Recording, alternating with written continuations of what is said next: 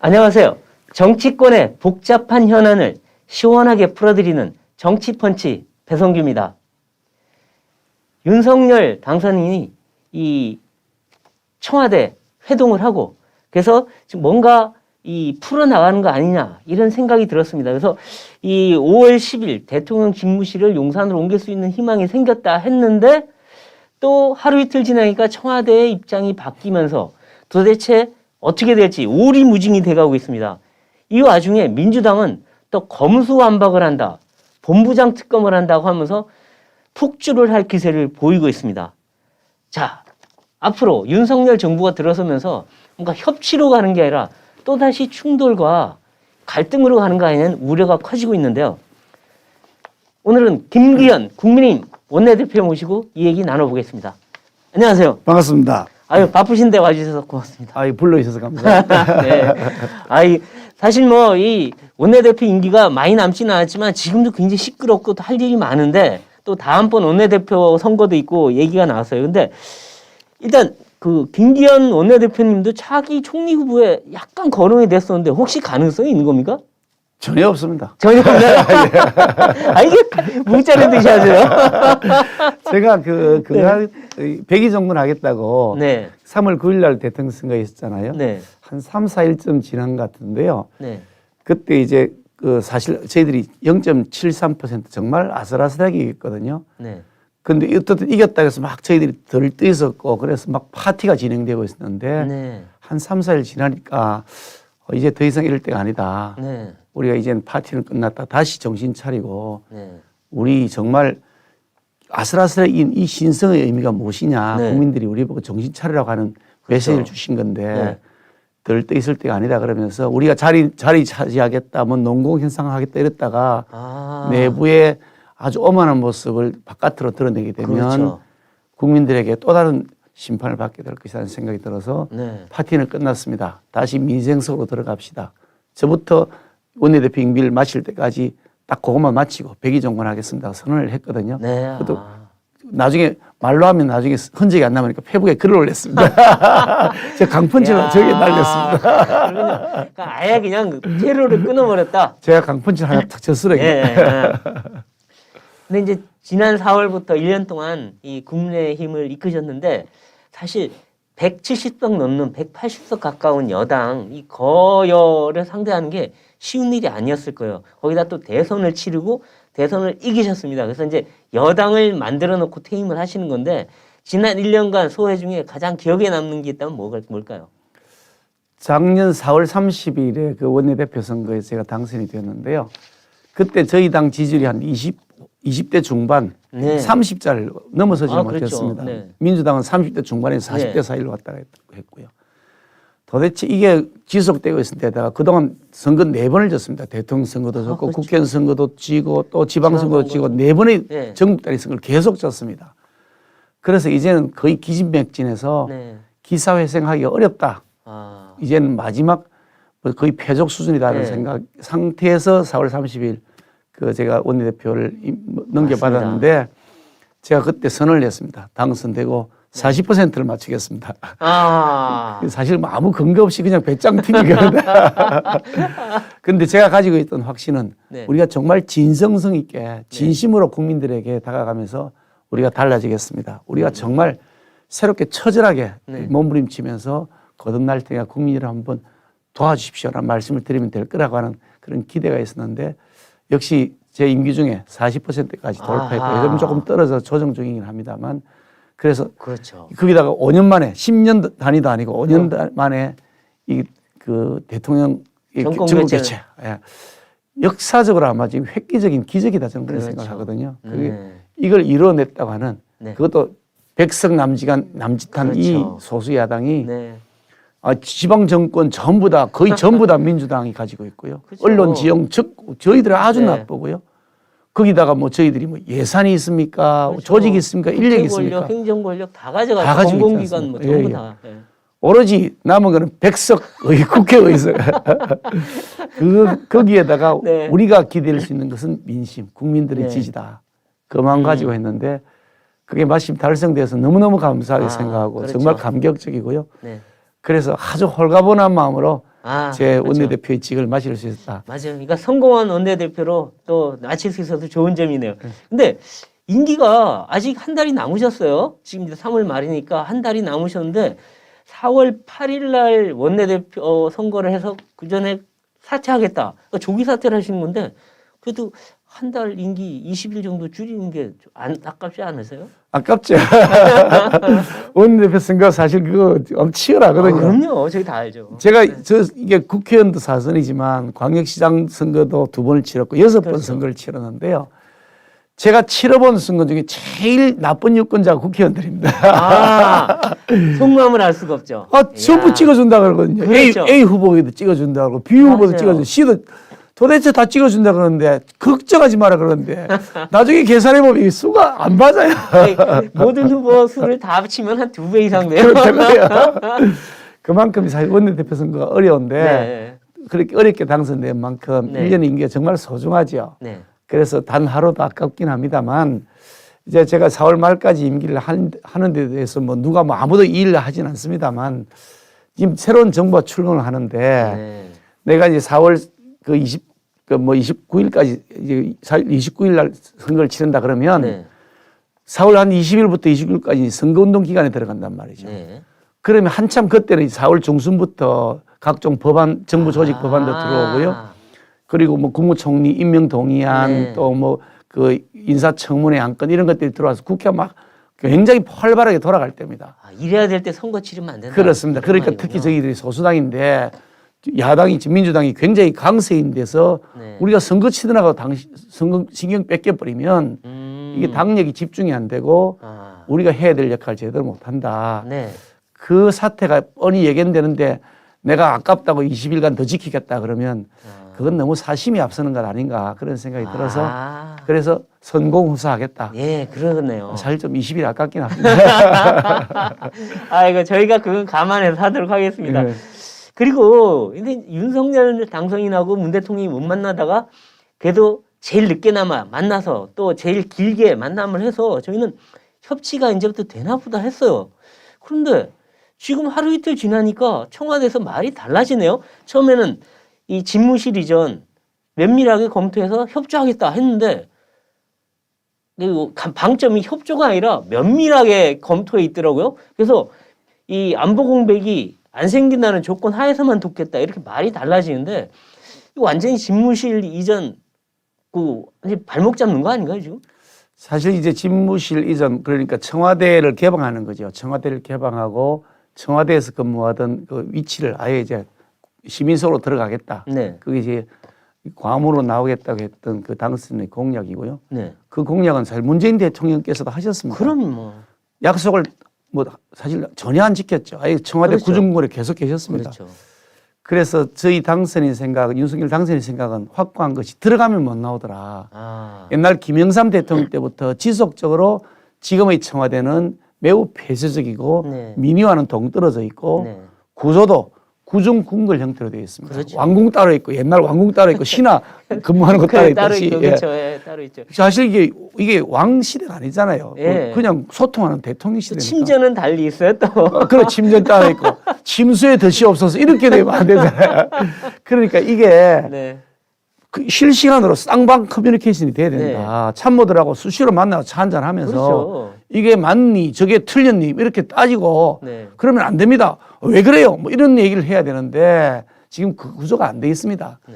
그런데 들어가면 편하거든요. 그렇죠. 예, 궁궐 막 우리가 욕하지만 저도 궁궐 안 들어가 봤습니다. 궁궐 들어가면 그거 좋을 것 같아요. 그렇죠. 그러니까 문 대통령이 그렇게 청와대 안 된다고 하다가 들어가더니 이제 청와대가 자기 땅인 것처럼 생각하시는 것 같아요. 지난번 그 탁현민 비서관인가 그 사람이 우리가 살게 되라고. 용산으로 간다니까 그럼 자기들이 청와대 계속 사용하면 안 그래요. 되겠냐고 하더라고요. 정말 좋은가 봐요. 그게. 정말 좋은가 봐요.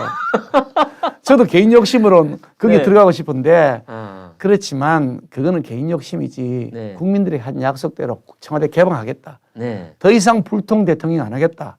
라고 그렇죠. 하는 의지의 표현이고 그것이 국민에게 한 약속이란 말이죠. 네. 문재인 대통령께서도 하신 약속이고 그렇죠. 그런데 못 지켰으니까 후임자가 지키겠다 하면 사실 그거 존중해 주셔야 되는 건 아닌가. 글쎄요. 그럼 말로 협조하겠다 했으면 협조를 쿨하게 하면 되지. 그 예비비 그 인정해 주는 건데 496억 그거를 또 안 해줘 갖고 또 일주일 미루어지게 생겼어요. 그러면 정말 5월 10일 날 용산 들어가는 건 이제 불가능해질 것 같다는 느낌이 들어요. 저희들은 뭐 용산 들어가는 게 목표가 네. 아니고요. 청와대 개방하는 데 목표였기 때문에 당선인은 뭐 그러시면 늦게라도 그 개방은 뭐 하겠다. 올 먼저 10일에 하겠다. 개방하겠다. 아, 벚꽃 필 때 국민에게 돌려드리겠습니다. 아. 국민 여러분 벚꽃 필 때 청와대 오셔서 사진도 좀 찍으시고 네. 거기에 아름다운 그 경치도 한번 보시고 네. 전직 대통령이 구중구에 어떻게 살았는지 눈으로 직접 보셔라. 아, 예. 그 좋은데 버리고 네. 그냥 시민 속으로 들어가겠다. 그래서 네. 통일동에 임시 집무실이 있는데요. 네. 거기를 계속 사용하시겠다 그러는데 아, 여러 가지 뭐지 조금 문제들이 있다고는 하지만 네. 이건 국민과 약속을 지켜야 된다. 네. 그것이 더 훨씬 더 비중 있고 중요한 것이라고 판단하고 있기 때문에 아. 청와대 개방하는 약속은 반드시 지킬 것입니다. 예. 근데 하여튼 오늘 뭐 그 문체부 산하에 있는 기관이 관광연구원인가요? 거기서 이 청와대 개방 효과가 수천억이다 했더니 2천억. 예. 근데 갑자기 여당에서 말도 안 되는 수치라고 막 욕을 하더라고요. 아니 개방 효과가 있는 건 맞잖아요. 근데 그거에 아니라고 저렇게 부인하는 건 또 뭐죠? 지금 문화체육관광부 산하의 네. 그 국책연구기관입니다. 현재 현 정부 산하에 있는 그러니까 기관입니다. 현 정부 기관이에요. 그 연구기관에서 2천억이라고 하는 네. 경제 효과가 있다는 겁니다. 네. 그것도 지금 경복궁을 관람하는 사람 정도 그죠. 수준이라는데 거기서만 해서. 지금 만약 개방하면 경복궁 관람하는 관람보다 훨씬 더 많은 훨씬 분들이 많아지죠. 오겠죠. 그리고 다른 나라에서 막 오지 않겠습니까? 그렇죠. 앞으로 보면 예. 거기가 완전히 관광 코스가 되고 그 주변 뭐 주민들의 상권도 살아나지만 네. 저는 그럼 그것보다 더 중요한 것이 대한민국의 그 민주화의 상징을 보여주는 곳이다. 네. 대한민국이 더 이상 왕정 시대가 아니라 네. 정말 민주정 시대로 바뀌었다. 네. 청와대를 개방해서 보여드리는 것으로 그거는 네. 굉장히 큰 의미가 있다고 생각합니다. 네. 우리나라 민주주의가 훨씬 더 성숙된 모습으로 보여줄 수 있다. 네. 그런 면에서 보면 국격 차원에서 굉장히 중요한 모멘텀을 만들 수 있다고 보기 네. 때문에 그래서 거기에 대해서 계산하면 2천억이 훨씬 더 될 것이다. 네. 그런데 그걸 구태여 또 아니라고 막 글쎄요. 그런 보고서 냈다고 질책을 불러다가 하면서 또 질책을 하고. 그럼 국책연구기관 하지 말고 그냥 그 노예로 만들어 놓죠. 시킨 대로 하라 그러고. 글쎄 말이에요. 아니, 본인들도 청와대 국민 돌려드리기 공약했던 사람들 아니에요. 그거 맞습니다. 다 자기들도 효과가 있다고 봤을 텐데 지금 와서 남이 한다고 저건 아니다 하는 건 정말 좀 너무 속 좁은 사람들 같다는 생각이 들어요. 저기 뭐 영어 사전에 내로남불이 올라간다고 네. 하더라고요. 좀 창피합니다만 내로남불이 이제 영어 사전에 올라가 있는데 그 내로남불 누가 최종적으로 결정지었는지 글쎄 말이에요. 그 아마 총선 때 2년 전 총선 때 기억하실지 모르겠는데요. 중앙선관위가 내로남불 안 됩니다. 그거 쓰면 안 된다 그랬습니다. 그러니까요, 또. 중앙선관위에서 공식적으로 인정했어요. 내로남불 정당은 민주당이다. 그걸 우리가 인정한 게 아니고 아니, 중앙선관위가 특정 인정했습니다. 정당, 예, 그럼 떠올린다 특정정당은 해서. 민주당이잖아요. 그렇죠. 그러니까 중앙선관위가 공인한 내로남불의 정당. 주인은 거기 민주당이에요. 이게 정말 아직까지도 그 내로남불 DNA를 갖고 계시면 네. 그건 좀 아니다. 네. 이제 마무리하시는 걸 깔끔하고 아름답게 해주셨으면 좋겠다는 네. 말씀을 드리고 싶습니다. 네, 그리고 전반적으로 좀 이제 대선이 끝났으면 대통령께서도 전반적으로 다 협력해서 하자고 말씀하셨으니 좀 그 분위기 좋게 협치를 하면 좋겠는데 겉과 속이 좀 다른 것 같다는 느낌이 들어요. 겉으로는 좋은 말씀 다 하셨는데 실제 이루어지는 건 하나도 없어요. 아무도 흔들 수 없는 나라 만든다고 그러셨고 책 내셨다면서요. 아무도 흔들 수 네. 없는 나라. 그게 네. 문재인 정권 5년의 평가라면서요. 네. 보통 거의 대부분이 상식 있는 국민들이 얘기할 겁니다. 아무나 흔들 수 있는 나라. 김정은이 손가락만 까딱 하면 그렇죠. 기침만 한번 하면 여기서는 그냥 독감 걸렸죠. 뭐 그냥 벌벌 떠는 그래요. 아무나 흔들 수 있는 나라가 네. 됐습니다. 중국에서 심지어 중국 외교부 장관 수준이 대한민국을 흔들어대도 네. 말 한마디 못합니다. 그렇죠. 세상에 이게 나라입니까 이게? 네. 그래서 참 그래서 이 여러 가지 문재인 대통령이 좋은 공약을 많이 하셨는데 유일하게 지킨 공약이 하나 있다고 누가 그러더라고요. 아무도 경험해 보시 한 번도 경험해 보셨나? 그런 이제 더 이상 그런 형태의 내로남불은 이제 네. 우리 사회에서 종식돼야 된다 생각하고요. 네. 저희들이 뭐 민주당 정부나 문재인 정권에 대해서 이렇게 여러 가지 비판을 하지만 네. 사실은 그렇게 말하면서 저희들 스스로를 돌아봅니다. 네. 우리는 절대 그리 하지 않아야 된다. 아, 이걸 그렇죠. 반면 교사로 삼아야 된다. 맞아요. 비판하기는 좋지만 그 자신을 그 비판하는 모습 안 되도록 만드는 건 굉장히 어려운 일이기 때문에 그렇죠. 우리 스스로를 돌아보면서 국민 여러분들에게 정말 우리 이번에 다시 한번 네. 믿어주신 이 국민의힘 윤석열 정부는 예전의 모습과는 달라진 예, 결과를 그렇죠. 만들어내겠다. 그런 네. 스스로에 대한 다짐도 하고 있습니다. 이제 그동안 인사 갈등 문제가 심각했는데 마침내 그래도 감사원이 재청권 행사 안 하는 게 좋겠다고 해서 감사위원 문제는 해결이 됐는데 지금 문재인 정부가 하는 걸 보면 또 다른 인사 지금 막 속속 또 알박기 인사가 오늘도 또 뭐 저기 독립기념관에 감사로 또 가고 네. 그랬다는데 속속 하고 있는데 이것 때문에 또 갈등이 일어나는 거 아닌가 또 걱정을 하는 분들도 있어요. 인사 갈등은 끝날까요? 그 사실 그 5년 전에 문재인 정부가 출범할 때 적폐청사한다 그러면서 사실 적폐를 청사하는 것이 아니고 정적을 숙청한 것이죠. 그렇죠. 맞아요. 정확한 용어는 정적 숙청한 겁니다. 네. 그리고 자신들의 비리는 전부 다 감춰 눌러서 그렇죠. 조사 못하게 막았죠. 정적숙청의 최대 피해자이시잖아요. 제가 저도 그렇습니다. 울산 선거에 청와대가 개입해서 숙청 당했다가 다시 수사까지 당하시고. 귀양까지 갔다가 다시 돌아왔습니다. 그런데 그때 자신들이 했던 것 중에 그 전 정권 시절에 임명했던 사람들 쫓아내는 거, 블랙리스트를 만들어 가지고요, 맞아요. 쫓아내는 거 됐고, 그래서 청와대 그 인사비서관 신미경인가요? 예, 예. 그 인사비서관 그리고 환경부 김은경 장관. 환경부 장관 다 그 사람들 처벌받았죠. 실형받았거든요. 네. 그런데 그것만이 있을까? 절대 그러지 않았을 것이라고 그때 저희들은 법원 보거든요. 판결문이 그거에서 신비서관에 대해서 신비서관이 이거를 다 결정했으리라고 보이지 않는다. 예. 근데 더 이상 위에 수사가 안 됐기 때문에 그냥 수사를 넘어가는 거죠. 안 한 게 아니라 못하게 막은 그렇죠. 거죠. 네. 이번 산업부 압수수색 얼마 전에 했습니다. 그렇죠. 이게 블랙리스트 사건이요. 네. 3년 4개월인 만에 했습니다. 맞아요. 아니 그 3년 아니 압수수색 하는데 무슨 3년 4개월이 걸리는 아니 그 당시에 이제 벌써 고발됐던 사안인데 그렇죠. 뻔히 보이잖아요. 무슨 짓 했는지. 못하게 누른 거죠. 그거 그러니까 눈치 보여서 못한 거죠. 다 못하다가 이번에 정권 바뀌니까 그때서야 이제 시작한 거죠. 그거 왜 시작한 줄 아십니까? 안 하면 안 한 검사가 지금 감옥 가게 그렇죠. 생겼습니다. 직무유기거든요. 직무유기죠. 아니 명확하게 범죄 혐의가 드러나 있는데 왜 그걸 깔아뭉개고 앉았냐? 검사는 범죄 혐의를 인지하면 수사를 해야 돼요. 해야 될 의무가 있습니다. 있어요. 권한이 아니고 네, 의무입니다. 의무예요, 이거는. 지금 사실 3년 4개월 뭉갠 것도 따지고 들면 직무유기입니다. 네. 이만큼 지체된 것이니까 네. 정의가 늦게 정의가 실현되면 그것도 불법이잖아요. 한두 개가 아니에요, 솔직히. 그런데 말하면. 그것뿐이겠습니까? 네. 뭐 거의 월성원전 관련 뭐 이런 것들인데요. 산하기관 그런 식으로 전부 다 자기들이 마음에 안 든다고 해서 쫓아내고 블랙리스트 만들어 했는데 네. 거꾸로 이제 자신들이 그렇게 만들어놨으니까 박아놓으면 못 뺀다. 그렇죠. 야, 남의 거는 다 뺏어 빼고 먹고, 자기 건 다 박아놓고. 챙겨먹고. 참 최고예요. 야, 이거 이렇게 하면 이게 양심이 없는 거 아닙니까? 글쎄 말입니다. 참 국민들이 봐도 좀 웃기긴 한데 실제 그러시니 참 저희도 뭐라고 말을 못 하겠어요. 솔직히 말하면 너무 이렇게 막 해대니까.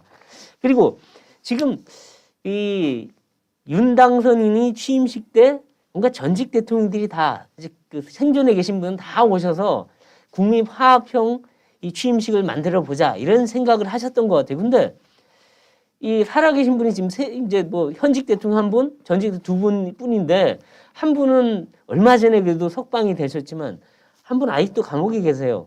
근데 그분에 대한 사면을 이 정부가 끝내 안 하고 넘어가려는 것 같은 분위기인데 사면 안 되는 겁니까? 저는 사실 예전에 그 원내대표가 되고 난 다음에도 네. 여러 차례 공개 방송을 통해서 말씀드렸습니다. 사면 문제에 어떻게 네. 생각하냐 하기에 이제 더 이상 대한민국의 그 대통령 흑역사는 안 했으면 좋겠다. 그렇죠. 종식시키자. 네. 어느 정당, 어느 누가 대통령이 되었던지 간에 이제 대통령 퇴임하고 나서 감옥 가는 이런 불행한 사태는 없었으면 좋겠다. 그렇죠. 또 대통령 퇴임하고 나서 극단적인 그런 선택을 해야 되는 이런 일들은 네. 좋고 나쁘고 옳고 그르고의 문제가 아니라 대한민국 국격의 문제다. 저는 그렇게 그렇죠. 생각합니다. 미국 대통령 보시면 네. 정당을 달리하는 대통령도 전임 대통령 다 초청해가지고 세리머니하고 박수도 쳐주고 그렇게 하지 않습니까? 옛날 닉슨이 사임했을 때도 더 이상 책임을 안 물었어요. 그때도. 그런 거죠. 그러니까 이게 뭐 대통령이라고 해서 법 위에 있다. 저는 그렇게 생각하지 그건 아니에요. 않습니다. 맞아요. 그렇습니다. 법에 대해서 책임을 져야 되는 측면이 있는 것은 맞지만 뭐 시시콜콜한 거 사실 그런까지 다 뒤져가지고 네. 해야 되는 것이냐. 글쎄 말이에요. 저는 그런 의문을 가지고 네, 있습니다. 네. 사실 그 이명박 대통령 같은 경우는 그게 이제 뇌물이다 뭐 이렇게 되어 있는 것 중에 뭐가 다스라고 하는 회사가 있는데 주식에서 다스라는 네. 회사가 있는데 그 다스가 이명박 대통령 것이냐 아니요. 아니면 그 뭐 처가 것이냐 네. 뭐 이런 얘기거든요. 그 아니 처가 것이든 이명박 대통령 것이든 그 국고를 횡령한 것도 아니고 그게 뭐 법적으로 그게 죄가 되는지 안 되는지는 별개의 문제고 네. 나라 돈을 떼먹은 것도 아니고 네. 부정부패를 한 것도 아니고 근데 그걸 막 뒤져가지고 이게 이명박 대통령 것인데 그 관련돼서 뭐 혜택을 받았으니까 뇌물이다 뭐 이런 네. 얘기인데요. 웃기는 것은 그 다스라는 회사를 소유한 그 저기 이 처가 쪽 돼 있는 그분들 네. 그분들도 그분들 것이라 그러고 이명박 대통령도 그분들 것이라 그러는데 내 거 아니라는데 네 거 맞다고 하고 예. 너 죄 있어라고 하는 거죠. 그런 겁니다.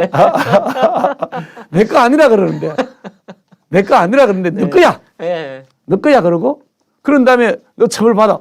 근데 웃기는 것은 형사처벌은 그렇게 받았는데 그러면 이명박 대통령이 그거 달라 그러면 민사상으로 돌려받지도 못합니다. 글쎄 말이에요. 이런 터무니없는 것을 해서 그걸 뭐 관련된 뭐 이 혜택을 받는 뇌물을 하는데 이게 대한민국의 대통령으로서 어떤 국가의 운영에 하는 데 있어서 무슨 중대한 하자를 저질렀거나 네. 부정부패를 한 것이냐.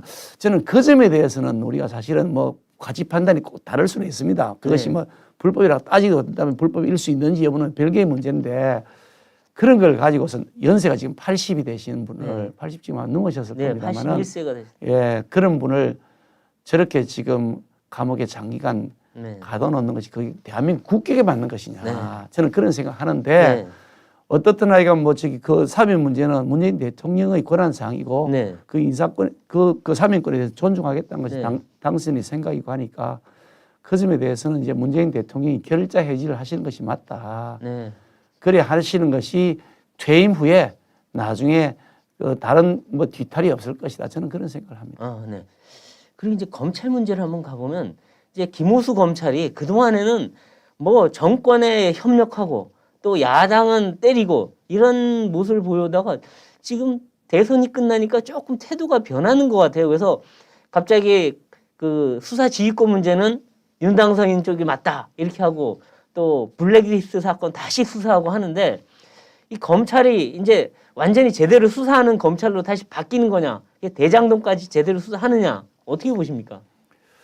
저는 사실 이제 저는 뭐 법률가 출신이고 판사하고 변호사 네. 했던 그 법조인 출신입니다만 제가 겪어본 대한민국 검찰의 검찰총장 중에 김호수 총장 같은 사람 처음 봤습니다.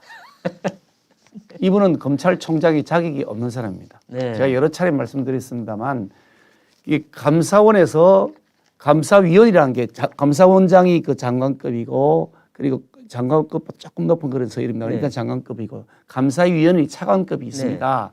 그리고 감사위원회에서 이걸 감사를 할지 말지 네. 최종적으로 어떤 평가를 할지 이런 걸 결정하는 위원회가 있는데 네. 거기에 차관으로 7분이 계세요. 네. 그 차관에 임명하는 절차에서 그 당시 감사원장이 김호수 이분은 정치적 중립성 문제가 그렇죠. 예, 의심되기 네. 때문에 감사위원으로 제청될 수 없다. 감사위원으로 추천을 못 받았습니다. 아니요. 추천이 거부당했습니다. 네, 네. 그 당시 언론 보도를 보면 청와대에서는 김호수를 추천해 달라고 했는데 그렇죠. 거부하셨어요. 검사원장이 그 사람은 중립성 문제가 있기 때문에 추천 못 한다 했다. 네. 라고 하는 것이 언론 보도에 났고 그 당시 청와대 전화까지 했다. 감사원장한테. 그렇죠. 그런 뭐 언론 보도까지 정언이 있지 근데 않습니까? 이분이 그 능력이 하나 있어요. 적자생존 능력이 있습니다. 그런 것 같아요. 문 대통령 앞에서 열심히 적으시더라고요. 적었습니다.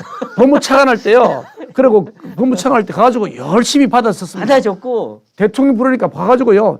열심히 받아 쓴 다음에 받아 쓴 걸 그대로 잘 실천했습니다. 그런 분이니 네. 이분은 감사원 위원 자격도 없다 그랬는데 네. 이걸 검찰총장을 들고 시켜놓은 겁니다. 네. 그러니까 하는 게 뻔하잖아요. 제가 검찰청 여러 차례 항의 방문했습니다. 네. 얼토당토한 짓을 하니까요. 아, 그렇죠. 한번 생각해 보세요. 유동규 네. 그 경기도시개발 성남도시개발공사 유동규라는 그 본부장 네. 그 사람 압수수색 체포하러 갔는데요. 그 휴대폰을 창밖으로 던졌습니다. 검찰이 갔거든요. 네. 던졌습니다. 근데 그걸 던진 걸 왜 못 찾느냐 그랬더니 그때 아마 조선 TV조선이나 뉴스조선 그걸 네. 뉴스를 보도했던 걸 기억납니다. 근데 그걸 던진 왜 못 찾았냐니까 없다는 거잖아요. 네. 그래서 제가 검찰청을 찾아갔습니다. 네. 차장감사한테 왜 그거 당신들 못 찾았냐 했더니 그때는 그 사이에 경찰이 그걸 찾았어요. 맞아요, 맞아요. 길거리 있는 CCTV 네. 그걸 뒤져보니까 죽어가는 게 이렇게 죽어가는 게 나오거든요. 보이죠. 그래서 찾았습니다. 경찰이 찾았단 말이죠. 그러니까요. 아니 기초 조사도 안 한 거지. 던졌다 그러면 CCTV를 봐야 될 거 아니에요. 그러니까요. CCTV를. 그것도 안 본 거예요. 그래서 그 당시 검찰은 던진 게 없다 그래 발표를 했습니다. 공식적으로 던진 적이 없다고 발표를 했습니다. 그래서 내가 대검 차장한테 얘기했습니다. 왜 당신들 부실수사했냐 했더니 자기들은 던진 게 없는 것으로 알았습니다. 이런 짓을 한 게 지금 김호수 총장의 지휘하에 있는 검찰입니다. 그러니까요. 이게 검찰이 아니고요. 네. 이게 최하위 검찰 수사관도 다 할 수 있는 일을 검찰총장이 안 하고 있는 겁니다. 맞아요. 그러니까 남욱이란 분이 이미 지난 10월 달에 진술한 이 대장동 의혹 비리를 이제 3월에 와서야 나중에 뒤늦게 보도가 되고 하는데 수사 하나도 안 했더라고요. 그 진술 받아놓고도. 그리고 뭐죠? 뭐 성남시청 사건도 자신이 직접 전화하고 이게 뭐 하는 짓입니까? 이분은. 한번 생각해 보세요. 네. 성남 그것도 성남 FC라고 성남 네. 그 축구 클럽이 있습니다. 네. FC라고요. 성남 FC에 A라는 업체가 40억을 후원금을 냈습니다. 그 실명인 재벌입니다. 재벌. D 재벌입니다. 후원금을 40억을 냈는데 그 D 재벌 소유의 토지와 건물이 갑자기 용도가 변경이 돼가지고 병원 용도였는데요. 그게 상업 용지가 돼가지고요. 1조 대 땅이 됐다는 거. 1조대가 됐다는 겁니다. 그때 한번 원래 70몇 억인가. 그래 100억도 안 되는 땅이 나왔다는데요. 100억 안 되는 걸 샀더니 대장동. 아니 40억 후원금을 냈는데 이게 1조대가 됐다. 네. 그게 지금 현존하고 있는 D그룹입니다. 네. 누가 봐도 그거 뇌물 의혹이 생기지 않겠습니까? 네. 그래서 그거를 성남지청에 수사관이 수사하겠다. 차장검사도 수사하겠다 그러는데 그 박은정인가요? 네, 그 차장 지청장. 그 사람은 친문으로 딱 알려져 있는 사람 네, 아닙니까? 맞아요. 딱 찍혀 있죠. 그 수사하지 말라고 지시한 겁니다. 그렇죠. 그게 김호수 총장이 그게 관여 안 됐다고 볼 수 있습니까? 전화도 했다면서요. 그랬다면서요. 이 세상에 이런 짓을 한 사람이 검찰총장에 앉아 있습니다. 제가 짐작한 대로요.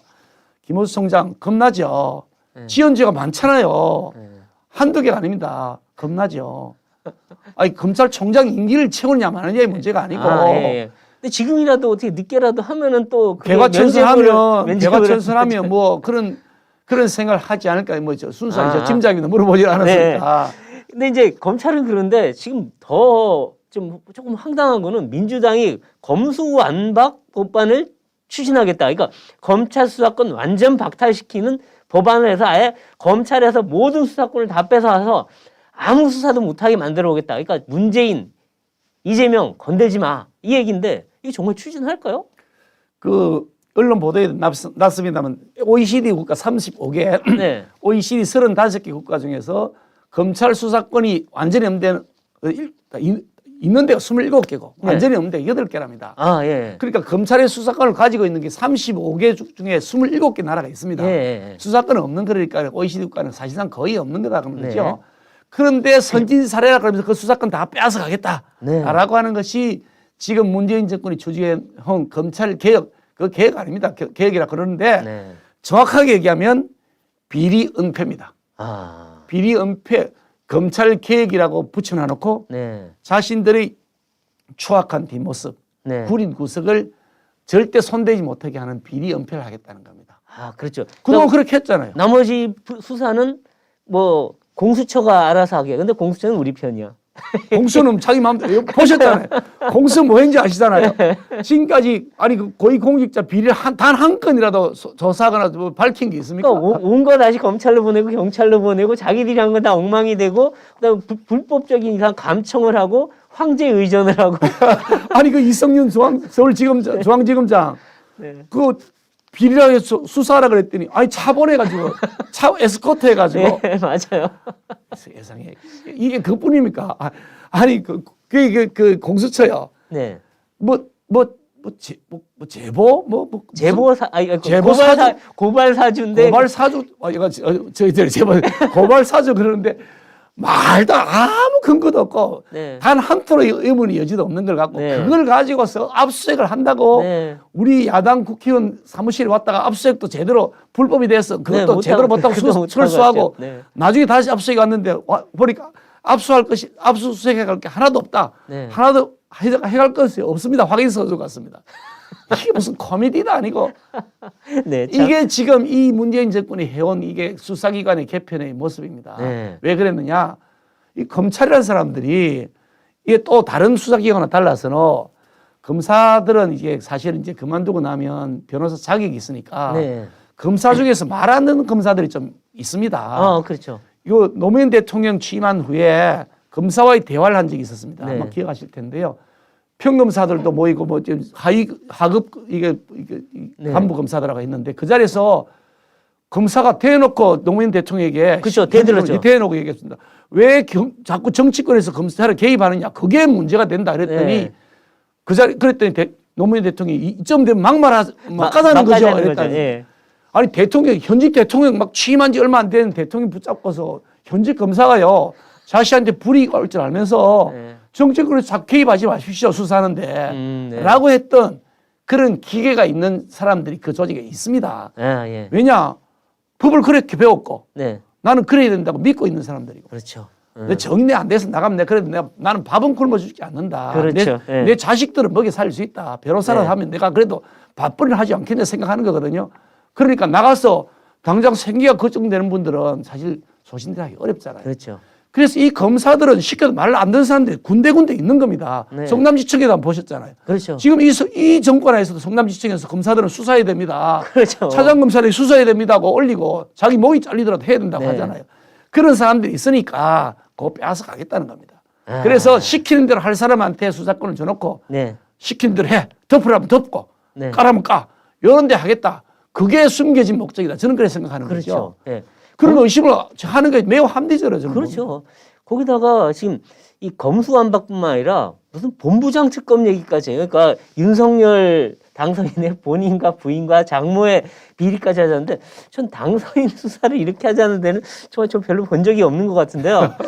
근데 이것저것 과연 할까요? 제가 그 법을 봤습니다. 네. 법을 두 가지 법을 내놨더라고요. 민주당이 그 최강욱 이런 사람 들어있던데 네. 문재인 씨라고 했죠. 네. 문재인 씨가 아니죠. 윤석열 윤석열 씨라고 씨. 대통령 네. 당선된 사람을 윤석열 씨라고 호칭하는 그리고 망나니 춤이라 그랬나요? 네.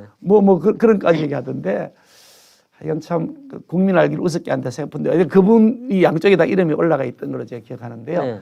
그 내용을 보면 그냥 윤석열 당선인 그리고 뭐 그 배우자 이 처가 집안 모든 것을 다 특검을 통해서 수사를 하자 그랬는데 보니까 네.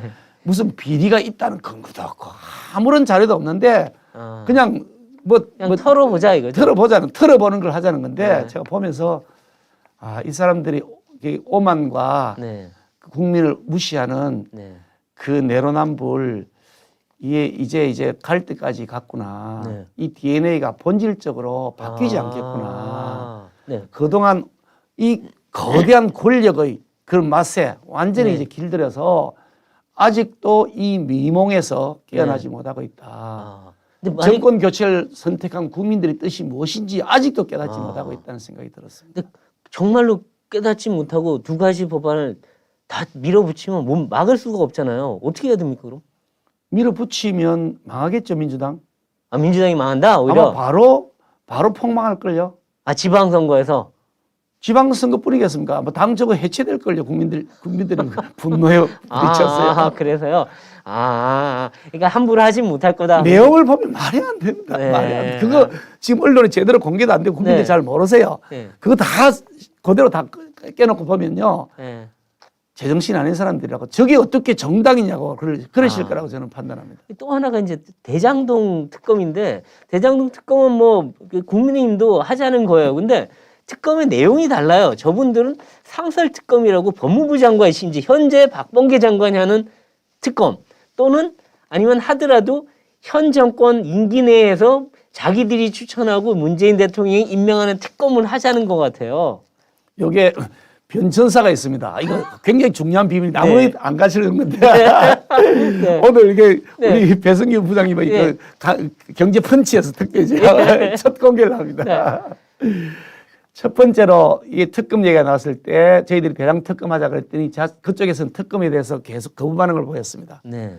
이 답변을 안 했습니다. 그래서 특검 거부하는 자가 범인이다 그랬더니 이분들이 나중에는 특검 하자 그랬습니다. 네. 그래 특검 진짜 하자는 줄 알고 하자 그랬더니 상설 특검 제도를 슬그머니 내는 겁니다. 이 오리발도 내는 거죠. 그건 다 자기들이 임명하는 특검이죠. 예, 그러니까 자기들이 이제 법무부 차관, 뭐 법원행정처장, 네. 민주당이 추천한 두 사람, 네. 7명 중에 4명이 자기 편이니까 그렇죠. 자기들이 말랑말랑 사람, 뭐 지금 공처장 하는 분이 아마 그런 분이 아닌가 저는 생각합니다만은 그런 말랑말랑한 사람을 데려놓고 시킨 듯 할 사람을 네. 자기들 마음대로 해가지고 자기들 비리는 덮어버리고 우리 비리는 없는 거라도 까디어서 아니면 말고시 하려는 네. 생각이었던 것 같아 보이는데 그 상설 특검 하자 그랬을 때 제가 가짜라고 그러고 진짜 특검 하자. 네, 그렇죠. 그건 우리가 아는 거는 대한변협이 추천하는 거고 예. 대한변협에 추천하는 사람으로 하자. 네. 이렇게 됐는데 네.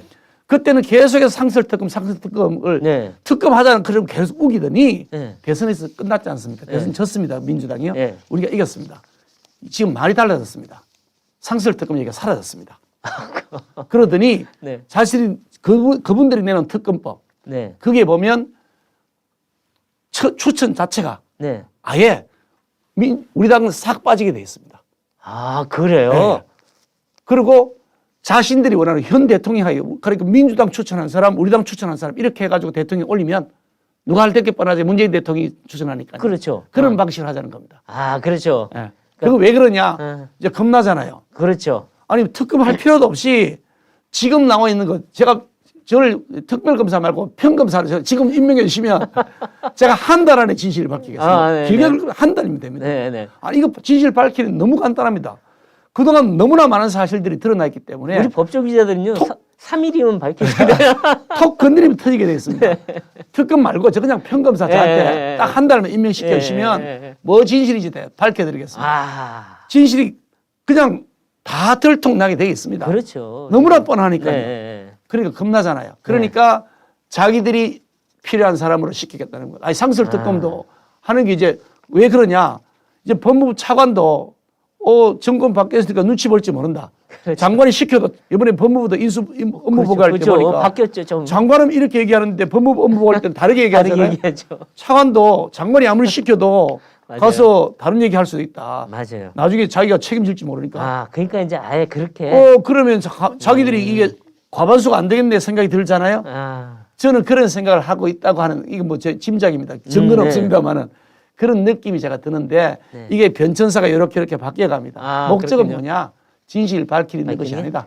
자신들의 비리, 이재명, 뭐 문재인 이런 비리들 앞으로 안 생기도록 하겠다. 그래서 검수완박한다 그러고 그렇죠. 뭐 특검한다 그러는 거고 그거 다 덮어 없애버리고 우리 건 없는 거라도 만들어서 그렇죠. 뜯어보자. 그래서 정권 초기에 뭐 흠집을 내보자 이런 생각인데요. 저는 이런 그 오만불손한 국민 알기를 우습게 하는 이런 태도가 민주당을 지금까지 이 모양으로 5년 만에 어떤 언론을 보니까 최대 약체 상대를 받아서 대표를 했다. 그렇죠. 아니 정치 이제 9개월밖에 안 되신 분이잖아요. 참 그러니까 그렇게 언론 보도했던데 우리가 최대 약체라는 데서는 조금 제가 뻔지 않습니다만 이제 뭐 강체가 되면 되니까. 그런데 뭐 그렇습니다만 어떻든 그런 얘기까지 나오는 마당에 이제는 좀 정신 차리셔라. 그래서 저희 이제 뭐 어차피 끝나는 대통령인데 하면서도 저희가 잘 안 돌아올라 그랬는데 요즘 하도 커져갖고 거짓말 논란까지 가서 안 다룰 수가 없는데 이 김정숙 여사 옷값 문제인데 애초에 이게 사실 큰 문제가 아니었어요. 그래서 그냥 납세자명에서 공개해달라 했을 때 공개했으면은 아무 문제가 없었거든요. 사비로 사셨다면서요. 그러면 의전비 그냥 공개하면 됐는데 그걸 굳이 법정까지 가서 항소까지 해서 공개를 안 해서 지금 문제가 커졌는데 지금 와서 청와대는 이게 다 사비로 했다. 그리고 그 사비로 카드로 결제했다는데 오늘 그 뭐죠? 옷가게, 신발가게 그 대표들 얘기를 들어보니까 아니 나 5만 원짜리 다발 들고 와서 줬다. 그게 사실 700만 원인가 뭐. 700만 원, 뭐 몇백만 원이 다. 예, 예. 근데 우리가 보통 몇백만 원 이렇게 봉투에 넣어갖고 이렇게 내지는 않잖아요. 그리고 대통령 부인이 봉투에 이렇게 자기 월급 봉투를 현찰로 찾아서 내나요? 난 보통 카드를 카드로 내잖아요. 내죠. 이게 아니면 무슨 수표를 행태일까? 찾아가서 내시든지 그러니까 카드로 이게 하시겠죠. 무슨 행태일까? 이거 5만 원짜리라는 건 기록에 안 남는다는 얘기 아니에요, 지금. 그렇겠죠. 어디서 나온 돈인지 모른다는 그런 얘기 얘기죠. 아니에요. 그래서 이것도 거짓말 아니냐 이런 논란이 지금 또 붙었어요. 사실은 저는 그 뉴스를 보면서 제가 그걸 사실 한 번도 언급을 안 했습니다. 네. 왜냐하면 어떻든 대통령, 현직 대통령이시고 또 배우자에 관한 것인데 이 영부인에 관한 얘기들을 이렇게 조금 아주 그냥 시시콜콜하게 하는 것처럼 네. 보여서 그게 좀 격이 안 맞다. 네. 대통령에 대해서 네. 정당을 달리한다 하더라도 품격을 지켜드리고 그것이 바로 국격을 지키는 것이다. 저는 그렇게 생각해서 네. 한 번도 공개적으로 네. 발언하지는 않았는데 막 그냥 예, 사실은 이만큼 이랬는데 막 그 점에 대해서 좀 잘못한 점이 있다면 그 점에 대해서는 죄송하다. 근데 뭐 이 영부인으로서 역할을 하다 보면 외국 정상들로도 만나게 되고 네. 또 이게 의상 이 문제가 사실 어찌 보면 문화 상품으로 전 세계에 알릴 수 그렇죠. 있는 기회도 되고 하니 그런 점들에서 보면 국위선양이라고 이해하시면 좋겠는데 네. 절차상 문제가 있으면 죄송하게 생각한다. 네. 그리고 그런 거 다 이제 반납하겠다. 이렇게 하셨으면 막 저희들이 굳이 그걸 가지고 문제 삼을 일이 아니라고 생각하는데 자꾸 네. 이제 거짓말하는 것처럼 이렇게 자꾸 글쎄요. 그러니까 하나하나 나타나니까 자꾸 커져요 이게 하면 할수록. 마음이 좀 짠하고요. 네. 저는 그걸 보면서 이게 그 이재명 그 후보, 네. 이재명 후보 그 김혜경 여사인가요? 네. 그 법카가 생각이 네. 나더라고요. 그렇죠. 그것도 뭐 사실 이만큼 이랬다라고 했으면 이렇게 네. 커지지 않았을 겁니다. 네. 그런데 사과하면서 나는 전혀 몰랐다. 밑에 사람들이 다 했다. 다 네. 뒤집어 씌워버리고 밑에 사람은 내가 다 책임지겠습니다. 이렇게 하고 하면 국민들이 그거 거짓말한 게 많이 보이잖아요. 네. 그거 비겁하지 않습니까? 그렇죠. 아. 그 생각이 났는데 네. 저는 뭐 그렇게 생각합니다. 뭐 어떻든 따지고 들면 그 특활비 문제가 사실 연결된다고 하는 언론들이 많은데 그럴 그렇죠. 가능성이 개연성이 저는 있다고 봅니다. 박근혜 정부가 특활비 때문에 대통령, 국정원장 3명 다 구속됐잖아요. 그렇죠. 사실 박근혜 대통령은 배우자 문제도 아니고 그러니까요. 대통령 본인의 문제인데 특활비를 사용했다는 것 가지고서 결국은 그게 공금 횡령이라 이래가지고 재판을 받아서 지금 형을 살았던 분이신데 네. 그런 면에서 보면 뭐 특활비가 그것이 과거의 관행이 어땠는지 그 뭐 잘했는지 잘못인지 여부를 떠나서 전 정권에 대해서 그렇게 했으면 본인들 스스로는 그 점에 있어서는 사실 깨끗해야 된다 생각합니다. 네. 근데 그럼에도 불구하고 그 특활비를 만약에 사용했다 그러면 사정이 이만큼 이랬습니다. 네. 그러면 죄송하게 됐습니다만 양해를 좀 부탁을 드립니다라고 하면 그걸 가지고서 저는 그렇게 생각합니다. 당의 뭐 의견을 모은 것은 아닙니다만 어쨌든 우리나라의 대통령을 뽑은 분이신데 그 문제에 대해서 국민 여러분 그 정도 이해하고 넘어갑시다고 말씀드리고 싶어요. 네. 지금이라도 솔직하게 말씀해 주시면 좋겠습니다. 글쎄요. 그 소송에서 이미 졌잖아요. 그러니까요. 소송이 졌으면 그냥 판결에 따라서 하시면 되지. 글쎄요. 그걸 또 뭐 항소를 하고 기록물로 가져가서 30년 동안 못 보게 만들어 놓고 너무 그 좀 냄새가 풀풀 나지 않습니까? 그러니까 참 그렇습니다.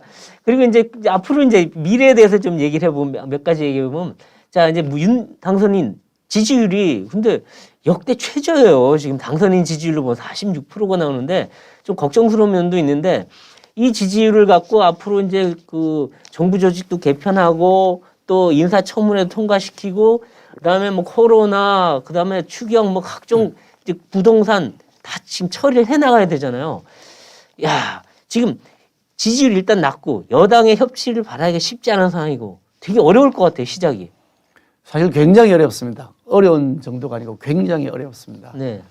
그래서 사실 제가 이제 원내대표 임기를 20일 단축하면서까지 네, 고민을 하게 된 것은 우리 협상력을 최대한 높일 수 있도록 네. 내가 뭐라도 할 수 있으면 빨리 내가 물러나서 네. 협상력을 가진 분이 그 힘을 갖고 중간에 그만두는 사람은 사실은 또 새롭게 넘겨받게 이러면 협상이 그렇죠. 중단되면 네. 아무래도 차질이 생기지 않습니까? 그런 선택을 한 것인데 어떻든 이런 문제에서 저희들이 굉장히 어렵고요. 네. 그 당선에 대한 지지율도 역대 당선인 중에서 가장 이렇게 네. 저조한 데서 시작합니다. 그런데 한편 생각해 보면 그만큼 저희들이 낮은 자세로 네. 하심을 가지고서 네. 출발할 수 있는 그런 계기로도 삼을 수 있겠다. 아. 우리가 정말 정신 바짝 차리고 절치부심하는 모습으로 5년 임기를 끝까지 국민들을 모시는 모습으로 받드는 모습으로 섬기는 자세로 가야 된다는 그런 느낌을 우리가 마음속에서 지우지 않도록 해야 된다는 그런 경고의 메시지도 있다고 봐서요. 그렇죠. 지금은 아직 뭐 겨우 이제 출발 단계이긴 합니다만 조금씩 높아질 수 있도록 할 것이다. 저는 그런 기대에 섞인 전망도 하고요. 또 그렇게 만들도록 하겠습니다. 네. 그래서 일단 보면 잘하기 위해서는 첫 번째가 오만한 듯한 모습, 그리고 상대를 무시하는 듯한 모습, 그리고 점령군 같다 이런 모습은 좀 안 좋을 것 같아요. 어쨌든 여당 지금 민주당이 아무리 좀 억지를 부리더라도 계속 막 설득하는 모습을 보여주는데 그게 아직은 좀 부족한 거 아닌가 하는 생각이 들어요. 이제 사실 저희들이 뭐 설득하고 나가긴 합니다만은 그렇게 하지 않고는 우리 배부장님 말씀하신 것처럼 저희들이 설득하지 않고는 방법이 없습니다. 그러니까 아무것도 못해요. 예산도 아무것도. 처리 못하고요. 아무것도 법률도 처리 못하고요. 정부 조직 개편도 안 되고요. 아무것도 안 돼요, 국무총리 인준안 동의도 안 처리 돼요. 안 됩니다. 정부 구성 자체가 안 되는 네. 상황이죠. 그러니까 당연히 저희들이 협조를 구하고 설명을 하고 저희들이 뭐 할 수 있는 수단은 국민들에게 호소하는 것. 네. 그 외에는 없습니다만은 뭐 전 정치를 하면서 가장 중요한 것이 진정성이라고 진정성. 네. 그냥 쇼하는 거 말고 아, 그렇죠. 예, 보여주기 쉬워하고 말로는 이렇게 해놓고 뒤에 가서 다른 짓 하고 그렇죠. 이게 그런 모습으로 비춰지지 않도록 말한 그대로 실천하는 네. 그 진정성을 가지고 나아가면 지금은 많이 힘들고 네. 또 잘 중간에 많은 좌절도 당하겠죠. 뭐 네. 소수당이다 보면 처리가 안 되는 것 때문에 좌절도 네. 당하겠지만 그럼에도 불구하고 진정성을 가지고 나가면 결국은 국민들께서 그래 저 사람들이 진짜 일하려고 하는 것 같아. 일 좀 하도록 도와줘야지. 그래 힘내 라고 해 주실 것이다. 또 그렇게 제가 만들 것이다. 제가 1년 전 4월 달에 네. 20% 중반에서 지지율을 가지고서 네. 출범하면서 진정성을 가지고 하겠습니다 라고 말씀드렸거든요. 그 진정성을 저부터 앞장서서 물론 당선인은 저보다 훨씬 더 그렇죠. 진정성 있게 하시는 분입니다. 네. 제가 여러 차례 회의도 해보고 디스커션을 해보면 그냥 뚜벅뚜벅 국면 보고 가겠다는 겁니다. 그렇죠. 예. 내가 약속한 거 지키고 내가 손해가 되더라도 참고 그리고 가야 될 길이라 그러면 좌고우면하지 않고 가겠다. 굉장히 진정성 있게 그 공약들을 지켜나가면서 국민들에게 다가가실 분이기 때문에 아마 전체의 흐름을 그렇게 만들어 갈 수 있을 것이다 생각하고요. 제가 뭐 작은 힘이지만 열심히 뒤에서 뒷바라지 하도록 그렇게 하겠습니다. 그래서 마지막으로 이 사람들한테 이제 뭔가 그 설득력을 가지려면 내각 인선이 되게 중요할 것 같아요. 총리를 비롯한 장관, 주요 장관들. 자, 일단 총리부터 누가 돼야 되는 겁니까? 안철수 위원장은 일단 오늘 안 한다고 하셨으니 누가 총리가 돼야 되는 겁니까? 뭐 컨셉트가 여러 가지 컨셉트가 있지 않겠습니까? 네. 지금 경제가 워낙 어려우니까 네. 우선 방점을 경제에 둔다. 뭐 이런 방침이라고 언론 보도에 알려져 있고 네. 그런 검토가 되고 있는 것도 사실인 것 같고요. 네. 그런데 또 뭐 그렇게 하면서도 또 새로운 참신한 모습도 보여야 되고 하니까 네. 근데 어떤 분들은 또 이제 괜찮은 분들은 또 고사하시는 분들도 있고 하니까 네. 여러 가지 좀 이 인선에 어려움이 많습니다. 특히 소수당인데 네. 국회에서의 표결에 인준을 받아야 되는데 네. 이게 다수당이 동의하지 않으면 통과가 안 되거든요. 그런 어려움이 있어서 네. 이게 협치, 통합, 뭐 경제 이런 컨셉트를 가지고서 접근하고 있는 것으로 알고 있고요. 날짜가 얼마 안 남았기 그렇죠. 때문에 이제 빨리 이번 주 발표해야 말이나 되겠죠. 다음 주 초에 나와야 될 것 같긴 네, 하네요. 그렇습니다. 네. 이 지방선거가 이제 정말 한 40일 남았나요? 한 2달 남았나요? 그런데, 지금 딴 데보다도 제일 관심이 가는 데가 수도권이에요. 역시 서울, 경기, 인천 이런 쪽인데 특히 경기도 이쪽 관심도 가는데 지방선거 전체적인 판세, 그 다음에 경기도 어떻게 될까? 어떻게 전망하십니까? 지방선거 전체 판세는 어렵습니다. 이번 그 대통령 선거에서 보셨다시피 저희들이 0.73% 아주 신승을 했단 말이죠. 그 말은 무슨 말이냐?